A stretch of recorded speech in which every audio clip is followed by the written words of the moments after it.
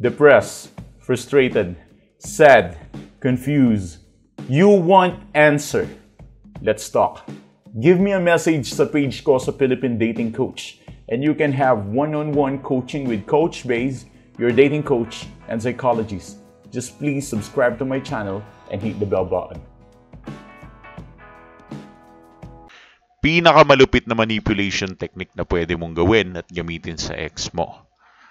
Eto kasi, manipulation talaga siya. Pero I also think na it is a good side of manipulation. Hindi lang siya manipulation na parang masama ka talaga.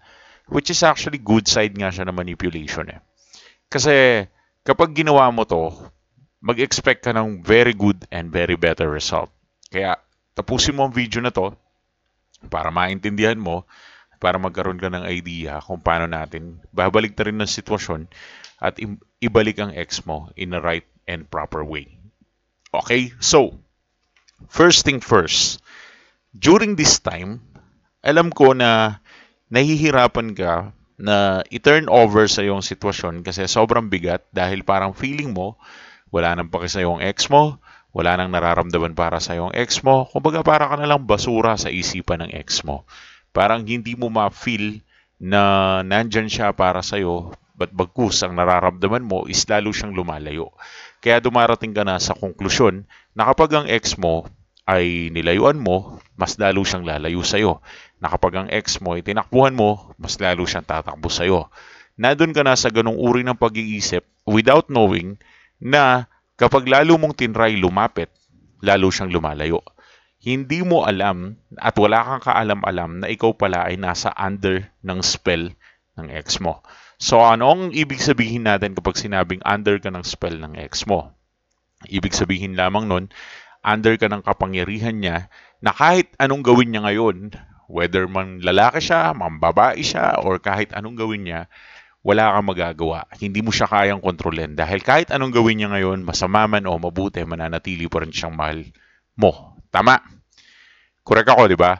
Parang kahit ano bang gawin mo, mananatili at mag-i-stay pa rin na mahal mo siya. So kahit ano man ang gawin niya, mananatili at mananatiling mahal mo pa rin siya. And that is the worst part. Kasi ang mangyayari ngayon, mag-aabang ka ngayon sa very good thing na baka biglang lumambot siya.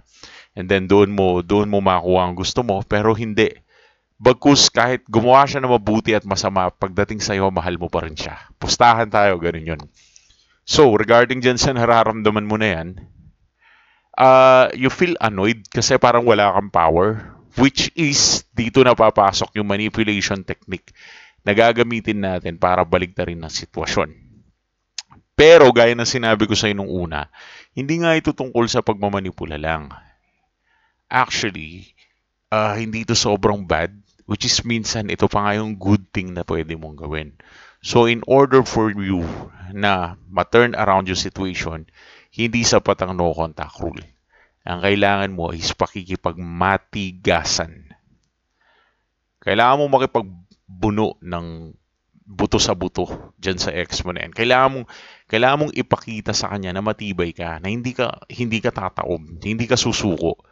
Kailangan mong ilagay sa tuktok ng bundok na pinakamataas ang iyong pride. Kailangan mo siyang ibida, kailangan mo siyang ilagay doon at kailangan mo siyang iparada. Kailangan mong ipaglaban at kailangan ng pride mo ay unstoppable. Kaya ang technique na to ay tinatawag lang natin, simple lang, ang tinatawag dito is inevitable pride. Or, sa madaling salita, unstoppable pride. Ibig sabihin nun, whether kasalanan mo ang breakup or hindi, whether kasalanan niya o hindi, it doesn't matter.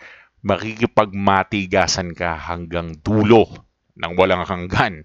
So, hahanap ka ng instant result. Kapag ba ginawa ko yung coach, babalik ba ex ko? Kung instantly, hindi.